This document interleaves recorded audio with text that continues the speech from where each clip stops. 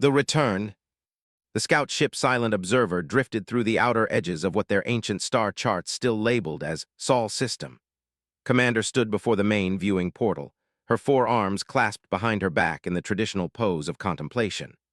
The blue-white star ahead pulsed with the same familiar light that had illuminated her ancestors' first expedition to this unremarkable system 500,000 years ago. "Proximity alert, Commander," announced Navigation Officer from his station. "We are approaching the third planet's orbital path." His compound eyes shifted to focus on the tactical display. According to the historical records, this planet, Earth, the primitives had called it, should be a barren rock by now. The collective had been thorough in their assessment 500 ago. The bipedal creatures they'd encountered were clever enough to make simple tools and organize into small groups, but their technological development was painfully slow. Most species either achieved within 50,000 years of discovering agriculture or destroyed themselves trying. The humans had shown no signs of either outcome. "There's something wrong with the sensors," muttered, his mandibles clicking in confusion. "I'm detecting massive artificial structures throughout the system." His interest sharpened. Her species had over 3 million worlds during their expansion across the galaxy. They'd seen the ruins of countless civilizations that had risen and fallen in the cosmic blink of an eye. But artificial structures in Sol's system, that was impossible. "Show me," she commanded. The holographic display materialized before them and felt her respiratory chambers flutter in shock. The asteroid belt between the fourth and fifth planets was no longer a random collection of rocky debris. Instead, it had been transformed into a perfectly organized grid of mining platforms, each one the size of a small moon. Massive cylindrical habitats rotated slowly in the vacuum, their surfaces gleaming with atmospheric processors and agricultural domes. "By the ancient codes," whispered Science Officer Ra from her station. "Commander, these structures are—" "They're using fusion reactors, thousands of them. The energy output is off our measurement scales." But that wasn't the most shocking discovery. As the Silent Observer continued its approach, they detected something that made 4 hearts skip a beat in unison. Ships. Not primitive chemical rockets or even basic ion drives, but vessels that moved through space with the elegant efficiency of gravity manipulation technology. "Are those," began, then stopped himself. Knew what he was thinking. The gravity drives visible on their sensors weren't just advanced. They were using principles that the collective had only mastered within the last 100,000 years. How could a species that had been chipping stones into spear points develop such technology? "Take us closer to the third planet," ordered, her voice steady despite the growing unease in her gut. "I want a full sensor sweep." As Earth came into view, the crew of the Silent Observer fell silent. The planet they remembered as a blue-green marble covered in primitive forests and crude settlements had been transformed beyond recognition. The continents were still there, but they were now connected by gleaming bridges that spanned entire oceans. Cities stretched from horizon to horizon, their towers reaching into the upper atmosphere where orbital elevators disappeared into the black of space. "Commander," Ra's voice was barely a whisper, "I'm detecting a planetary population of approximately 47 billion individuals. The atmospheric composition has been completely stabilized. They've eliminated all industrial pollutants and actually increased oxygen levels by 12%. Stared at the readings in disbelief. A stable population of 47 billion meant these creatures had solved the resource allocation problems that destroyed most expanding civilizations. They'd mastered their environment completely. "What about their technology?" she asked, dreading the answer. "I'm detecting quantum computers, advanced nanotechnology, and—" Ra paused, checking her readings twice. "Commander, they have antimatter production facilities, multiple ones, and they're using them for peaceful energy generation, not weapons." The implications hit like a meteor strike.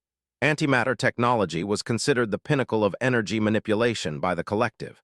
It had taken her people 300,000 years to safely harness it after achieving. These humans had not only mastered it, but were using it as casually as the used fusion power.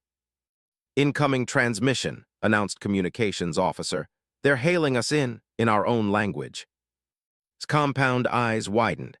The language was incredibly complex, with over 40,000 distinct vocal patterns and harmonic frequencies that required specialized organs to produce.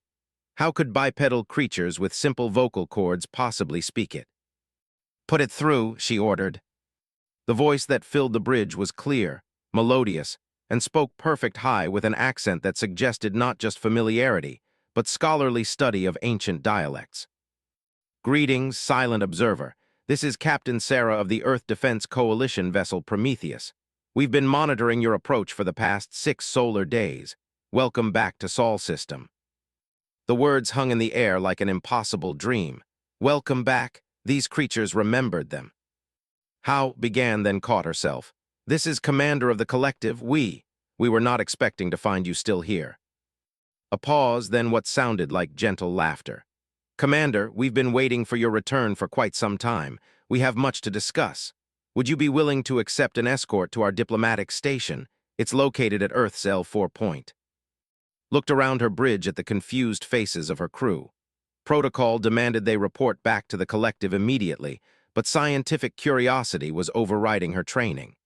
How had these primitives not just survived, but apparently thrived beyond all expectations? "We accept your escort," she replied finally. Within minutes, 3 human vessels approached the silent observer, watched through the viewports as they drew near, and her amazement deepened. The ships were not crude metal constructs held together with primitive welds. Instead, they appeared to be grown rather than built, their hull surfaces flowing like liquid metal that had been frozen at the moment of perfect aerodynamic efficiency. "Commander," reported, "their ships are using technology I don't recognize. The hull material appears to be some kind of programmable matter, and their propulsion system." He paused, checking his readings again. "It's not gravity manipulation, it's something else entirely." As they followed their escort toward the diplomatic station, studied the human vessels more closely. There were no visible weapons, no defensive screens, no aggressive posturing.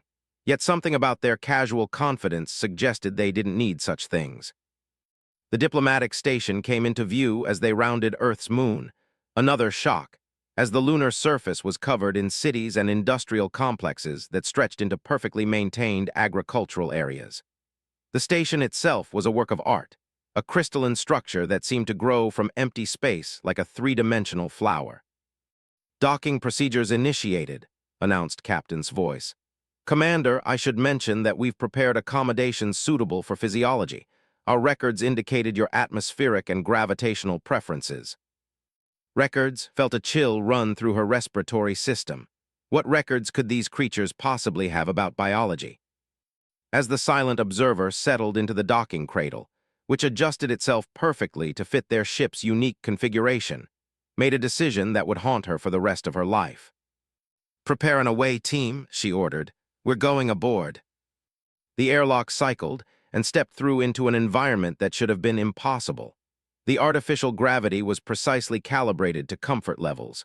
The atmosphere was a perfect mix of the gases her people breathed. Even the lighting had been adjusted to match the spectrum of her twin suns. Captain was waiting for them and experienced another shock. The human female appeared to be young by standards, perhaps only a few decades old, but her eyes held the depth of someone who had lived for centuries. She wore a simple blue uniform that seemed to shift and flow like liquid fabric. "Welcome aboard Station Unity, Commander," Captain said, bowing in the traditional gesture of respect. "I hope our accommodations are adequate." Managed to keep her voice steady. "They are. Perfect. How did you know our requirements?" Captain smiled, and there was something in that expression that made deeply uncomfortable. "We've had 500,000 years to study the data your people left behind. The sensor scans you conducted of our planet during your last visit were quite thorough. We simply extrapolated your biological needs from your ship's atmospheric readings." "But your people were," stopped herself. Calling them primitives would be both inaccurate and diplomatically disastrous. "We were using stone tools and living in caves," Captain finished gently. "Yes, we remember. We also remember that your people observed us for approximately 3 months before deciding we weren't worth further contact." The casual way she stated this fact sent ice through circulatory system. If they remembered being observed, if they remembered being dismissed as unworthy of attention, what did they think of the collective now? "We hope you weren't offended by our ancestors' assessment," said carefully. "The collective has protocols for contact with developing species." "No offense taken," Captain replied, gesturing for them to follow her down a corridor that seemed to adjust its width and height to accommodate proportions as they walked. We understood that we didn't meet your standards for advancement. It provided us with valuable motivation. They entered a meeting chamber that was a perfect replica of a council room, complete with the traditional triangular seating arrangements and ceremonial viewing crystals. Captain took a seat across from them, her relaxed posture somehow more intimidating than any aggressive stance could have been. "I imagine you have questions," she said. Had so many questions that she didn't know where to start. "Your technological advancement," she said finally. "According to our models, it should have taken your species at least 2 million years to reach this level of development. How did you compress that timeline?" Captain was quiet for a moment, as if choosing her words carefully. "When your people visited us 500,000 years ago, you left something behind. Not intentionally, I'm sure. A small piece of debris from one of your shuttles, a fragment of hull plating that had broken off during atmospheric entry." Felt her heart sink. Leaving contaminating technology on a primitive world was one of the most serious violations of collective law. "What did you do with it?" "We studied it," Captain said simply. "For 3,000 years. We learned about molecular engineering, about materials that could reorganize themselves at the atomic level. That gave us our first real breakthrough. From there, each new level of understanding opened doors to greater possibilities." "But surely you couldn't have maintained focus on technological development for that long," interjected. "Primitive species are always distracted by wars and resource conflicts." Captain's expression grew sad. "We had our share of wars, Science Officer Ra, terrible ones. But around 400,000 years ago, we realized something that changed everything. We discovered that your people had visited 17 other worlds in this galaxy, worlds with species similar to ourselves." His mandibles clicked involuntarily. The 17 worlds mentioned were all in the collective's historical archives. All had been classified as primitive but potentially viable during the same expansion period that had brought scouts to Earth. "We found the records of those worlds," Captain continued. "We learned what happened to species that remained at our technological level when more advanced civilizations decided they were ready for contact." The temperature in the room seemed to drop several degrees. Knew what Captain was referring to. Of the 17 worlds that had been observed during that ancient expansion, 12 had eventually been incorporated into the collective as client species, essentially becoming servants to more advanced races. 3 had been sterilized when they developed aggressive tendencies that threatened collective interests. 2 had destroyed themselves before contact could be reestablished. "You thought we would return to conquer you," said quietly. "We thought you would return to judge us," Captain corrected. "And we decided that when you did, we wanted that judgment to be very different from the one your ancestors had made." Science Officer Ra leaned forward in her seat. "But the level of global cooperation required for such sustained development. How did you overcome your species' tribal nature?" Captain smiled, and for the first time since they'd met her, there was genuine warmth in her expression. "We had a common goal, a shared enemy, if you will, the possibility of being found wanting again. It's amazing how unifying that kind of motivation can be." Realized with growing horror that humanity had spent 500,000 years preparing for this exact moment. Every technological breakthrough, every social advancement, every step forward their civilization had taken had been in preparation for the return of the collective. "What do you want from us?" she asked, though she dreaded the answer. "What we've always wanted," Captain replied. "To be treated as equals, to be judged worthy of respect and recognition. And if the collective doesn't agree to those terms." Captain's expression didn't change, but something in the quality of the light around her shifted subtly. "Commander, I think you misunderstand our position. We're not asking for recognition. We're informing you that we've moved beyond the need for your approval." The implications of that statement hung in the air like a quantum bomb waiting to detonate. Suddenly understood that this wasn't a first contact situation. This wasn't even a reunion between old acquaintances. This was humanity announcing its arrival on the galactic stage as an equal power, or possibly as something more.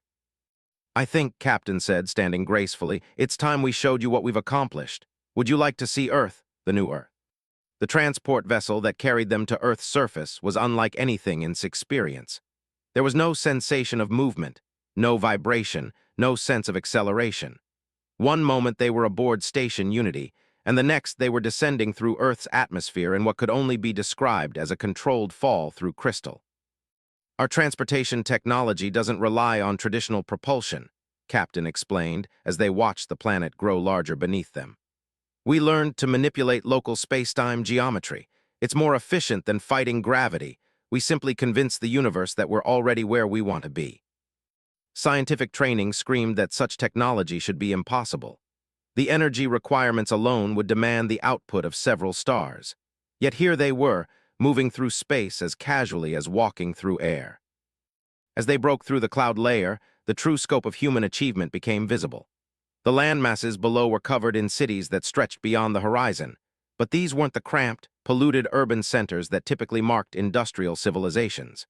Instead, they saw vast gardens that contained buildings, structures that seemed to grow from the earth itself like massive trees, their surfaces green with vegetation that sparkled with embedded solar collectors. Population density is maintained at optimal levels, Captain noted, following gaze. We discovered that quality of life actually improves when living spaces are integrated with natural ecosystems. Every building you see produces more energy than it consumes and processes more waste than it creates. They landed in what Captain called New Geneva, though the name meant nothing too. The spaceport was a flowing work of art that resembled a massive flower, its petals opening to receive their transport. As they walked down the gangway, was struck by the quality of the air. It was clean beyond anything she'd experienced on collective worlds, carrying the sense of growing things and flowing water. The atmospheric composition is actually superior to pre-industrial levels, Captain explained. We've integrated carbon processing systems into every structure. The planet is healthier now than it was when your ancestors first visited. The humans they encountered as they walked through the port were diverse in appearance. Different skin colors, body types, and even what appeared to be minor genetic modifications that enhanced various capabilities. But they all shared that same quality had noticed in Captain: eyes that held depths of experience that seemed impossible for such short-lived creatures. Your people appear to be quite long-lived, Science Officer Ra observed. Captain paused beside a fountain that physics by flowing upward in perfect helical spirals. We solved biological aging about 300,000 years ago.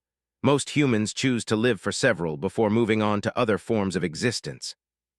Other forms, asked. Consciousness transfer to quantum substrates, merger with larger collective intelligences, exploration of parallel dimensions. Captain spoke as casually as if discussing the weather. Death, as your people understand it, became optional long ago. They boarded a transport that moved through the city without touching the ground, following magnetic guides that were invisible until you looked directly at them. The buildings around them were even more impressive up close. Each one was clearly the product of engineering that bordered on artistry. Surfaces flowed and shifted in response to environmental conditions. Windows appeared and disappeared as needed, and the very walls seemed alive with slowly moving patterns that realized were actually biological systems integrated into the structure. Everything is symbiotic, Captain explained. Buildings, transportation, even our clothing, they're all partnerships between human engineering and enhanced biological systems. We learned that fighting nature was inefficient. Working with it produces far better results. They arrived at what Captain called a learning center, though it looked more like a park filled with floating islands connected by bridges of crystallized light.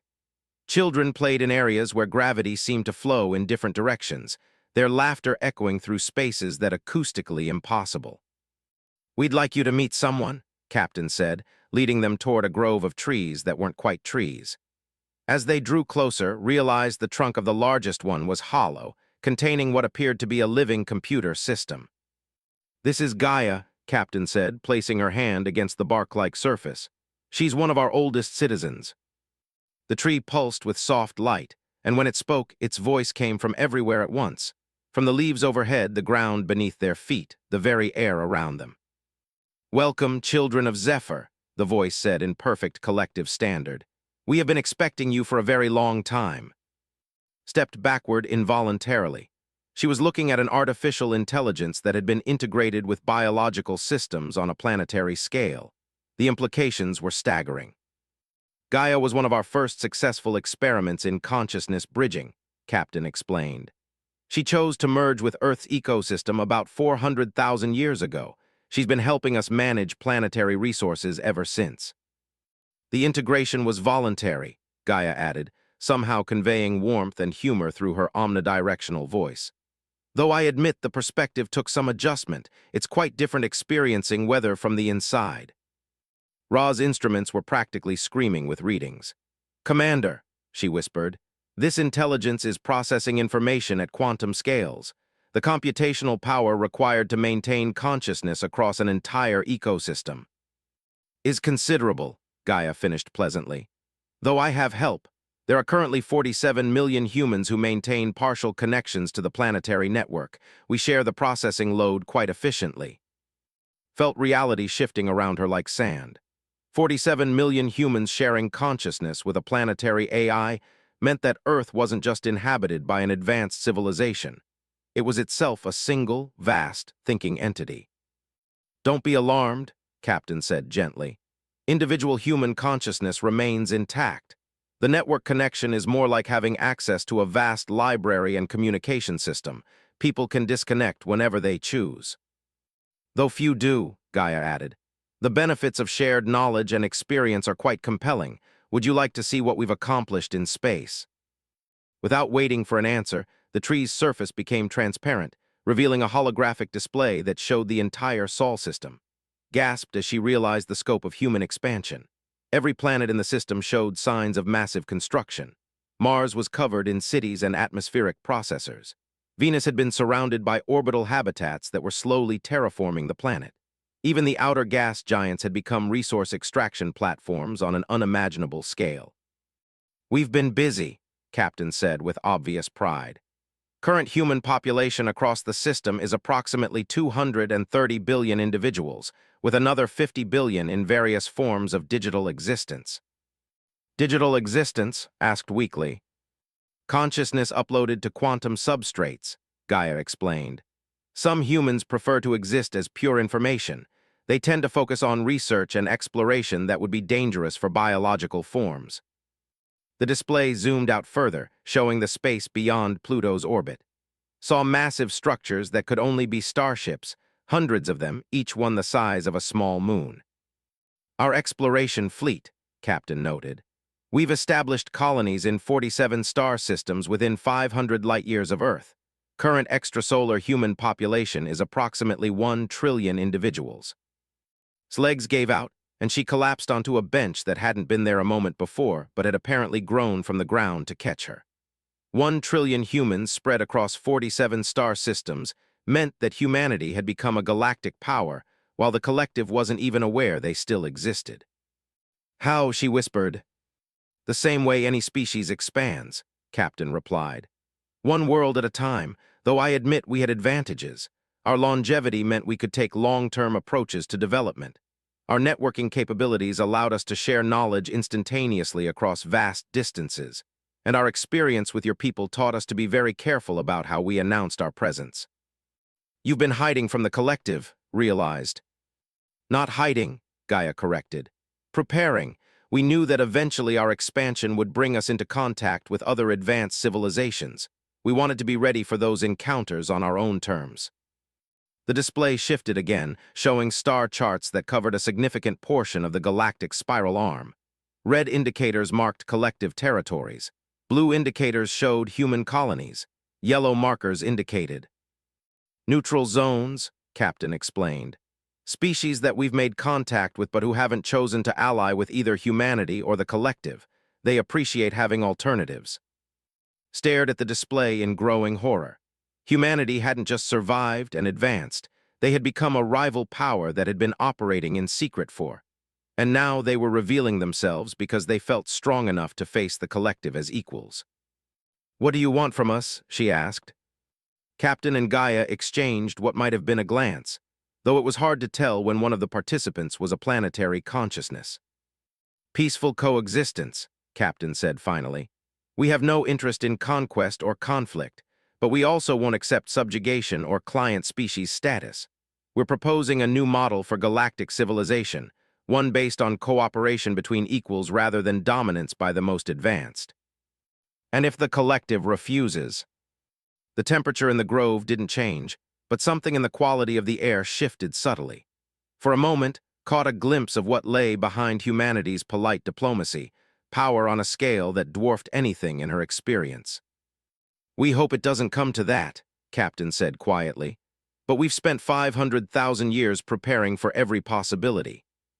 Gaia's voice carried a note of sadness. "We remember being dismissed as unworthy of attention. We've worked very hard to ensure that never happens again." Realized that she was looking at the consequences of the collective's ancient arrogance. By dismissing humanity as primitives, they had created an opponent that had spent 500,000 years becoming strong enough to challenge them. "There's something else we need to show you," Captain said, standing gracefully. "Something that might help you understand our perspective on relations." They boarded another transport, this one rising straight up through the atmosphere without any apparent means of propulsion. As Earth fell away beneath them, saw the true scope of human orbital infrastructure. The planet was surrounded by a shell of habitats, factories, and defensive platforms that extended halfway to the moon. "We're going to visit one of our memorial stations," Captain explained. "It commemorates an event that happened about 100,000 years ago." The station they docked with was smaller than the others they'd seen, built in a style that seemed deliberately austere. As they walked through its corridors, noticed that the walls were covered with displays showing historical information in dozens of languages, some of which she recognized as belonging to species in the collective archives. They entered a circular chamber dominated by a massive holographic display. The image showed a planet that recognized from collective records, 442b, a world that had been incorporated into the collective 300,000 years ago. "This was," Captain said quietly, "home to a species called the... They were about where we were when your ancestors first visited Earth. Stone tools, simple agriculture, but with sophisticated social structures and impressive artistic achievements." The display shifted, showing cities and individuals. They had been graceful beings with crystalline carapaces and 6 arms, their architecture flowing and organic in style. "The collective made contact with them 200,000 years ago," Captain continued. "They were eager to learn, excited to join a galactic community. They worked hard to prove themselves worthy of membership." Felt ice forming in her circulatory system. She knew this story, though it wasn't typically discussed in collective historical education. "For 50,000 years, they served the collective faithfully," Captain said. "They provided resources, labor, even military support when needed. But as they advanced technologically, they began asking questions about their status. They wanted full membership, not client species designation." The display now showed representatives at what was clearly a collective council session, their body language suggesting hope and eager anticipation. The collective council's response was that they weren't ready for full membership, that they needed another 100,000 years of cultural development before they could be trusted with advanced technology and voting rights. The next images showed protests, demonstrations, and finally armed resistance against collective oversight. "The rebellion lasted 3 years," Captain said, her voice carrying the weight of historical tragedy. "The collective response was swift and comprehensive." The final images showed empty cities, barren landscapes, and memorial markers. They had been sterilized, not destroyed quickly, but systematically eliminated over a period of decades to serve as an example to other client species. "We've found similar patterns on 11 other worlds," Captain said quietly. "Species that were integrated into the collective and then eliminated when they became inconveniently advanced." Wanted to argue, to defend her civilization's actions, but the evidence was overwhelming. The collective had a pattern of destroying species that outgrew their usefulness. "This is why we prepared," Captain continued. "This is why we spent 500,000 years becoming strong enough that you couldn't make us disappear when we became inconvenient." The memorial chamber fell silent except for the soft hum of the station systems. Stared at the images of the extinct and realized that she was looking at humanity's deepest fear and their greatest motivation. "What happens now?" she asked finally. Captain turned away from the memorial display. "Now we wait to see what kind of species the collective has become, whether you've learned from your mistakes or whether you're still the empire that destroys anyone who might challenge your dominance." As they prepared to return to Earth, realized that this wasn't just a first contact scenario. This was humanity's final examination of the collective, and the results would determine the future of galactic civilization. The test. 3 days after visiting the memorial, Commander found herself in an impossible situation. Captain had given her unrestricted access to human databases, transportation systems, and even diplomatic channels to contact the collective council. What she discovered during her investigations had shattered every assumption she'd held about galactic civilization. Humanity hadn't just survived and advanced, they had become gardeners of extinct cultures. "Show me the Resurrection archives again," requested as she stood in the vast underground facility beneath New Geneva. The holographic display materialized around her, showing the impossible scope of humanity's secret project. For the past 200,000 years, they had been systematically locating and studying the ruins of every species the collective had destroyed or allowed to die out. Using advanced archaeological techniques and quantum data recovery, they had reconstructed not just the histories of these lost civilizations, but their genetic codes, cultural practices, and even individual personalities of key figures. The reconstruction was completed 40,000 years ago, Dr. James explained as he materialized beside her in the holographic environment. Like many humans had met, he appeared young but spoke with the authority of someone who had lived for. "We successfully restored a population of 2 million individuals using genetic templates recovered from ruins." Watched in amazement as the display showed her a thriving city on a carefully terraformed world in human space. The crystalline beings moved through their organic architecture exactly as they had in the historical records, but now their songs of celebration carried themes of gratitude and remembrance rather than despair. "They remember what happened to their original world," Doctor continued. "But they've chosen to focus on building rather than seeking revenge. Most of the restored species have made similar choices." Most asked. The display shifted to show another world, this one populated by beings that looked like walking trees with multiple eyes distributed along their bark-like skin. These were a species remembered from ancient collective reports as aggressive and unpredictable. "They took a different approach," Doctor said carefully. "They've requested permission to serve as humanity's military advisors in the event of conflict with the collective. They're still quite angry about their original genocide." Felt her respiratory chambers constrict. Not only had humanity rescued species from extinction, but they had turned some of those species into potential allies against the collective. The political implications were staggering. "How many?" she whispered. 37 species fully restored, with populations ranging from 50,000 to 20 million individuals each, Doctor replied. 14 more are in final stages of reconstruction, and we've located genetic and cultural data for another 212 extinct civilizations that we hope to restore over the next few. The numbers hit like a physical blow. Humanity had secretly undone centuries of collective cultural sterilization. They hadn't just survived and advanced, they had become a resurrection engine for lost civilizations. "Why," she asked, "why spend so much effort on species that are already gone?" Doctor's expression grew sad. "Because someone should remember them, because they deserved better than extinction, and because—" he paused, seeming to choose his words carefully. "Because we wanted to understand what we might lose if we failed to become strong enough to defend ourselves." The implications of that statement hung in the air like poison gas. Humanity had researched the collective's victims not just out of compassion, but as motivation for their own survival preparations. "There's something else," Doctor said quietly. "Something Captain thinks you should see before you make your report to the collective council." The holographic environment shifted around them, transporting them to what appeared to be a vast museum. The corridors stretched beyond visual range, lined with displays that each represented a different extinct species. But these weren't static exhibits. They were active memorials where restored individuals told their stories in their own words. An elder spoke of the beauty of crystal song architecture. A warrior demonstrated combat techniques that had been lost for 200,000 years. A small, furry being with 8 legs explained the mathematical principles that had governed their star navigation methods. Every one of these species had something unique to offer galactic civilization, Doctor explained as they walked through the memorial corridors.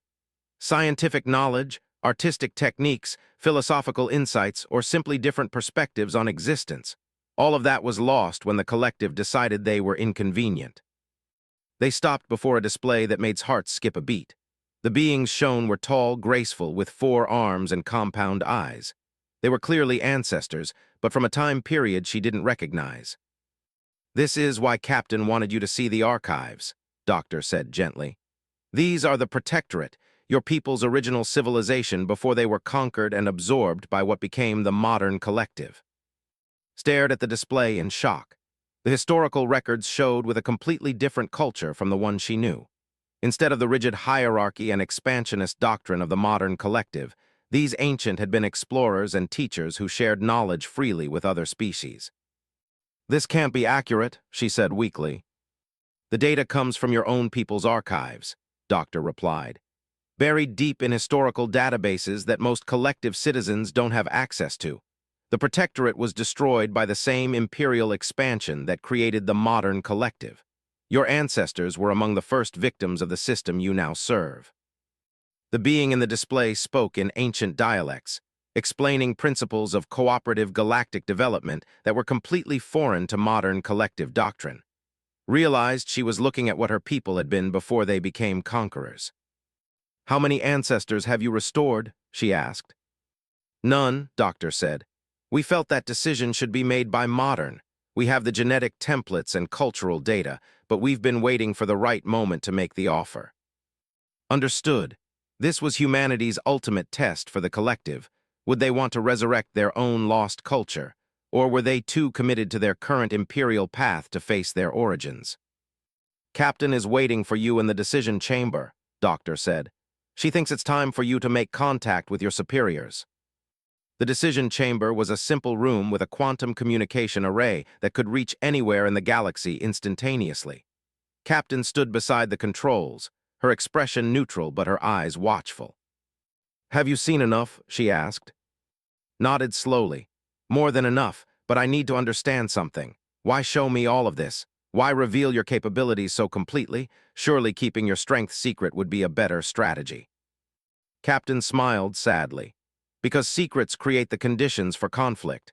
We want the collective to understand exactly what they're dealing with, so they can make an informed decision about how to proceed." "And what are our choices?" "Peaceful coexistence between equals, or war with a coalition of resurrected civilizations who have very good reasons to dislike imperial expansion," Captain replied bluntly. "We'd prefer peace, but we're prepared for either outcome." Activated the communication array and sent her initial report to the Collective Council. Within hours, she received a response that chilled her to the core. The Council's message was brief. Assess threat level and report on feasibility of containment or elimination. Captain read the message over shoulder without apology. "About what we expected," she said calmly. "Your superiors still think in terms of threats to be eliminated rather than neighbors to be accommodated." "They're scared," said quietly. "The collective has been the dominant power in this region of the galaxy for millions of years. The idea of an equal rival is terrifying to them." "We understand fear," Captain replied. "We've lived with it for 500,000 years. The difference is that we used our fear as motivation to become better. Your people are using theirs as justification to remain the same." Over the following days, exchanged increasingly frantic communications with the Collective Council. Her reports on human capabilities were met with disbelief, then anger, then finally demands for her to find weaknesses that could be exploited. The breaking point came when she received orders to plant surveillance devices in critical human facilities and report back on defensive vulnerabilities. "I can't do it," she told Captain as they stood on an observation deck overlooking Earth's restored Amazon rainforest. Below them, millions of species that had been extinct for centuries thrived in carefully maintained ecosystems. "They want me to help them find ways to destroy you." Captain nodded sadly. "We know. We've been monitoring their communications since you arrived. Your quantum transmissions aren't as secure as the collective believes." "You've been watching me betray my own people," said bitterly. "We've been watching you discover who your people really are," Captain corrected gently. "There's a difference. The question now is what you want to do with that knowledge." Looked out at the impossible beauty of restored Earth. thought about the resurrected civilizations thriving under humanity's protection, and realized that she was facing the same choice her ancient ancestors had faced when the imperial expansion first began. "I want to see them," she said finally. "The restored, I want to see what we used to be." Captain smiled, the first genuinely happy expression had seen from her. "I was hoping you'd ask. They've been waiting to meet you for 40,000 years." The transport took them to a world that existed in a pocket dimension, space that had been folded and hidden using techniques that made head hurt to contemplate. As they approached the planet's surface, she saw cities that matched the historical records she'd found in the archives, but filled with living beings instead of empty ruins. The who met them at the spaceport moved with grace that modern collective citizens had lost generations ago. Their compound eyes held wisdom and compassion that had been bred out of the imperial population. When they spoke, their voices carried harmonies that made communication an art form rather than mere information exchange. "Welcome home, lost daughter," said the eldest among them, using ancient phrases that recognized from historical texts but had never heard spoken. "We have been waiting for the children of the collective to remember who they were before they became conquerors." Spent 3 days among her ancestors, learning about culture as it had existed before the imperial expansion. She saw art forms that had been lost for, heard philosophical discussions that focused on cooperation rather than domination, and witnessed scientific research conducted for the joy of discovery rather than military application. On the third night, as she sat in a meditation garden that physics by existing in 7 dimensions simultaneously, she made her decision. "I'm not going back," she told Captain. "I can't serve an empire that destroyed my people's real culture and replaced it with glorified tyranny." Captain sat beside her on a bench that existed in all 7 dimensions at once. "What will you do?" "Help," said simply. "Help you prepare for what's coming, because after the messages I've been sending to the Council, I know they're going to try to destroy you, and I know they're going to fail." High above them, human ships moved between the stars like schools of luminous fish, carrying messages to their colonies and allies. The preparations for war were already beginning, though most of the galaxy didn't know it yet. "There's going to be a reckoning," Captain said quietly. 500,000 years of preparation coming to a head. We just hope that when it's over, there's still room in the galaxy for civilizations that choose cooperation over conquest." Watched a shooting star streak across the sky and realized it wasn't a natural phenomenon. It was another human ship, moving between dimensions to coordinate defensive preparations. The scale of what humanity had built was beyond anything the collective imagined, and they were about to discover just how thoroughly they had been outplayed. The test was over. Humanity had presented their evidence, offered peaceful coexistence, and been rejected.